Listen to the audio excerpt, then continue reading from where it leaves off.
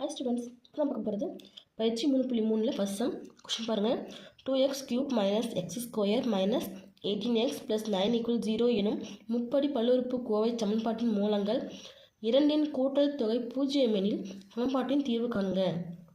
அதாவது கொஸ்டினில் நமக்கு சமன்பாடு கொடுத்துட்டாங்க.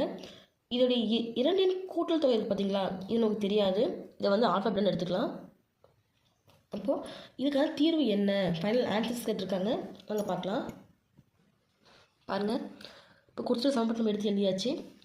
இதில் வந்து ஃபஸ்ட்டு பார்த்திங்கன்னா, இப்போது இரண்டிനും வந்து கூட்டல் தொகை கேட்டுருக்காங்க பார்த்தீங்களா, அதை வந்து ஆல்ஃபா பீட்டா எடுத்துப்போம். இப்போ ஆல்ஃபா ப்ளஸ் பீட்டா = 0. இதை வந்து 1ன்னு எடுத்துக்கலாம். சரிங்களா? இப்போது இதை 1 எடுக்க முன்னாடி பாருங்கள், மூலங்களுடைய அந்த கூட்டல் தொகை கேட்டிருக்காங்கல்ல, அதை வந்து ஆல்ஃபா பீட்டா காமான்னு பொதுவாக எடுத்துப்போம்.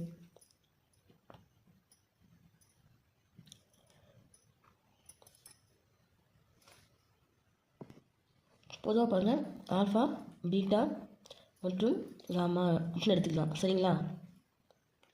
இப்போ எடுத்து எழுதியாச்சு. இப்போது இதுக்கப்புறம் பாருங்கள், நம்ம ஃபார்முலா அப்ளை பண்ண போகிறோம். அப்ளை பண்ணுறதுக்கு முன்னாடி ABCDயோட வேல்யூ எடுத்து எழுதிக்கலாம். இது ஏனோட வேல்யூ, எதுவுமே எல்லாம் ஒன்றுக்கிறதா அர்த்தம். இது பியோட வேல்யூ, இது சியோட வேல்யூ, மாறிலி D. சரிங்களா? எடுத்து எழுதும் போது A = 2, B = -1, C = -18, D = 9. இப்போ ஃபார்முலா பாருங்கள், alpha plus beta plus gamma = -B/A. இல்லை இந்த நீங்கள் டேரெக்டாக நீங்கள் -B/A அப்படின்னு அப்ளை பண்ணிக்கலாம். இல்லை -x² கிலோ அப்படின்னு போகிறாங்க பார்த்தியா, அந்த மாதிரி ஸ்டெப்புக்கு அப்புறம் இந்த மாதிரி ஸ்டெப்பை நம்ம யூஸ் பண்ண போகிறோங்க. இப்படியும் டேரெக்டாக நம்ம போகிறது வந்து போட்டுக்கலாம். ஏன்னா நம்ம வந்து ABCD நம்ம எடுத்துருக்கோம், அதனால் இப்படி போட்டிருக்கோம் எடுத்து. சரிங்களா? அப்போது ஆல்ஃபா ப்ளஸ் பீட்டா வந்து 0 அப்படின்னு ஒரு டைம் வச்சு சமன்பாடு 1 எடுத்திருக்கோம். அப்போ இது 0 ப்ளஸ் காமா = B வேல்யூ, இது ஃபார்முலா வர minus B value -1 divide by A value 2. அப்போது மைனஸ் இன்ட்டு மைனஸ் ப்ளஸ் ஆயிரும், 1 டிவைட் பை 2. இது காமாவோட வேல்யூ பிளாக்கில் கொடுத்துக்கோங்க. அடுத்து பாருங்கள், பெருக்கல் பலன் பார்க்கும்போது alpha into beta into gamma. ஓகேங்களா? இப்போ இதுக்கு பார்த்தீங்கன்னா மாறிலி என்ன, டின்னு நம்ம எடுத்துருக்கோம். அப்போ டி என்ன, D -D divide by A. பாருங்கள், -D/A எடுத்து எழுதியாச்சு. இப்போ அடுத்து பாருங்கள், நம்மக்கிட்ட ஆல்ஃபா வேல்யூ இல்லை, பீட்டா வேல்யூ இல்லை, பட் காமாவோட வேல்யூ இருக்குது. இதை அப்ளை பண்ணிக்கலாம். ஆல்ஃபா இன்ட்டு பீட்டா, காமாவோட value 1 divide by 2 = -D value 9 divide by A value 2. இப்போ இங்கே பெருக்கலுக்கு 1/2 பெருக்கல் இருந்து இந்த பக்கம் வகுத்துல மாறும்.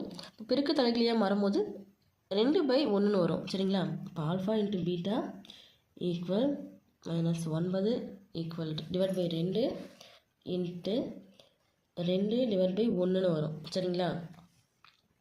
இப்போ 2 கேன்சல் ஆகிடுமா, கீழே 1 புட்டில் 1 தான், புட்டில் 1 தான். இப்போ ஆல்ஃபா இன்ட்டு பீட்டா -9ன்னு வரும்.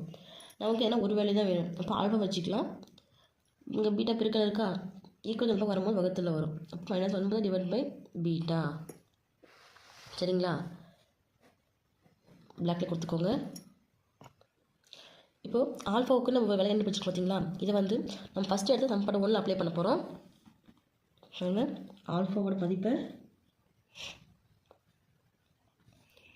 சமன்பாடு 1 கொடுக்க போகிறோம். சரிங்களா? நம்ம கொடுக்கும்போது ஆல்ஃபா ப்ளஸ் பீட்டா = 0. இந்த இடத்துல ஆல்ஃபாவோட மதிப்பு அப்ளை பண்ணும்போது -9 divide by beta plus beta = 0. இங்கே இடத்துல பார்த்திங்கன்னா நம்ம வந்து இப்போது ஆல்ஃபா வச்சுட்டும் பீட்டான்னு கொடுத்துக்கலாம், இல்லை பீட்டா வச்சுட்டும் ஆல்ஃபா கொடுத்துக்கலாம். சரிங்களா?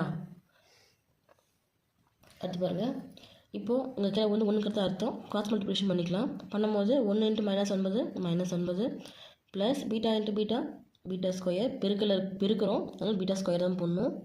Divide by 1 × beta = 0. சரிங்களா? இப்போ உங்கள் டிவிஷனில் இருக்கிற பீட்டா ஈக்குவல் திரும்ப வரும்போது மல்டிப்ளிகேஷனில் வரும். -9 ப்ளஸ் பீட்டா ஸ்கொயர் = பீட்டா. சரிங்களா? இப்போ எடுத்து எழுதியாச்சு. ஆனால் இங்கே 0, இப்போ 0 மல்டிப்ளிகேஷன் பண்ணாலுமே 0 தான் வரும். சரிங்களா? மல்டிப்ளிகேஷன் பண்ணாலும் சரி, டிவிஷன் அதாவது பெருக்கினாலும் வகுத்தாலும் என் 0வோட எல்லாமே 0 தான். -9 ப்ளஸ் பீட்டா ஸ்கொயர் ஈக்குவல் 0. சரிங்களா? நமக்கு பீட்டா வேல்யூ மட்டும் தான் வேணும். பீட்டா ஸ்கொயர் வச்சுட்டு இந்த பக்கம் -9 இருக்கிறது ஈக்குவல் கொண்டு போகும்போது +9 ஆகும். சரிங்களா? இப்போது பீட்டா மட்டும் எடுத்துக்க போகிறோம். இந்த ஸ்கொயர் இந்த பக்கம் போகும்போது ரூட் ஆகும். √9 அப்படின்னு கிடைக்கும். 9க்கு ரூட் எடுத்துக்கன்னா 3 × 3 பீட்டா ஈக்குவல் √3 × 3. இப்போ இதுலேருந்து ஒரு 3 மட்டும் வெளியே எடுக்கும்போது 3 மட்டும் கிடைக்கும். இந்த 3 பார்த்திங்கன்னா ப்ளஸ்ஸாக மைனஸாக நமக்கு தெரியாது. So plus or minus. சரிங்களா? இது பீட்டாவோட வேல்யூ. இப்போ இந்த பீட்டாவோட வேல்யூ வச்சு ஆல்ஃபாவோட வேல்யூ என்ன கண்டுபிடிக்க போகிறோம். சப்போஸ் பீட்டாவோட வேல்யூ 3 இருந்துச்சுன்னா என்ன ஆன்சராக இருக்கும் ஆல்ஃபாவில் அப்ளை பண்ணி பார்க்கலாம். என்ன நம்ம ஆல்ரெடி கண்டுபிடிச்சிருக்கோம். ஆல்ஃபா ஈக்குவல் -9 டிவைட் பை பீட்டான்னு. இதில் 3 இருந்துச்சுன்னா என்ன வரும்னு கண்டுபிடிக்கலாம். -9 டிவைட் பை பீட்டாவோட வேல்யூ 3. கேன்சல் பண்ணால் 1 3 3 9 கேன்சல் பண்ணால் பாருங்க 3 மைனஸ் இருக்கிறதுனால -3. சரிங்களா? இது ஆல்ஃபாவோட வேல்யூ. பீட்டாவோட வேல்யூ +3 இருந்துச்சுன்னா ஆல்ஃபாவோட வேல்யூ -3. அதுவே பீட்டாவோட வேல்யூ -3 எடுத்துக்கும் போது பாருங்கள் சேம் ஃபார்ம் அப்ளை பண்ணலாம். ஆல்ஃபா ஈக்குவல் -1 பாருங்கள். அதே போல் ஆல்ஃபாவோட வேல்யூ ஈக்குவல் -9 பை பீட்டா எடுத்து எழுதியாச்சு. இப்போ இதில் -3 அப்ளை பண்ணும்போது மைனஸ் கேன்சல் ஆயிரும். 1 3 3 9. இப்போ ஆல்ஃபாவோட வேல்யூ 3. அப்போது பீட்டாவோட வேல்யூ 3னா ஆல்ஃபாவோட வேல்யூ -3. பீட்டாவோட வேல்யூ -3னா ஆல்ஃபாவோட வேல்யூ +3. அப்போது ஃபைனலாக தீர்வு பார்த்திங்கன்னா -3, +3 ப்ளஸ்ஸு 1 டிவைட் பை 2. இது காமாவோட வேல்யூ. சரிங்களா? இப்போ எடுத்து எழுதியாச்சு. பேக்கில் கொடுத்து பென்சிலில் பாக்ஸ் பண்ணிக்கோங்க.